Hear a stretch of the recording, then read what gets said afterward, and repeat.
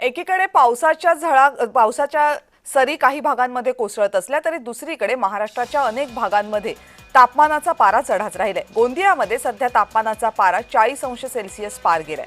उकाड्यामुळे नागरिक प्रचंड हैराण आहे। सगळ्यांना पावसाची प्रतीक्षा आहे। मान्सून दाखल झालाय, मात्र सर्वदूर पसरायला अजून काही काळ वेळ आहे आणि त्यामुळे तोपर्यंत उन्हाचा हा मनस्ताप सहनच करावा लागणार आहे, अशी काहीशी परिस्थिती आहे। याचा आढावा घेतला आमचे प्रतिनिधी राकेश रामटेके यांनी। गोंदिया जिल्ह्याच्या तापमानात पुन्हा एकदा वाढ होत असल्याचे आपल्याला दिसून येत आहे। गोंदिया जिल्ह्याचे तापमान 40 अंशाच्या खाली आलं होतं, परंतु कालपासून पुन्हा गोंदिया जिल्ह्यामध्ये तापमान वाढत असल्यामुळे उकाड्यापासून नागरिक हैराण झाले आहेत।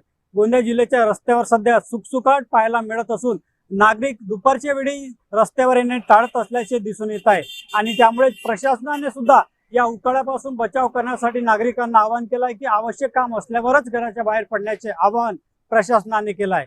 राकेश रामटेके, जय महाराष्ट्र न्यूज, गोंदिया।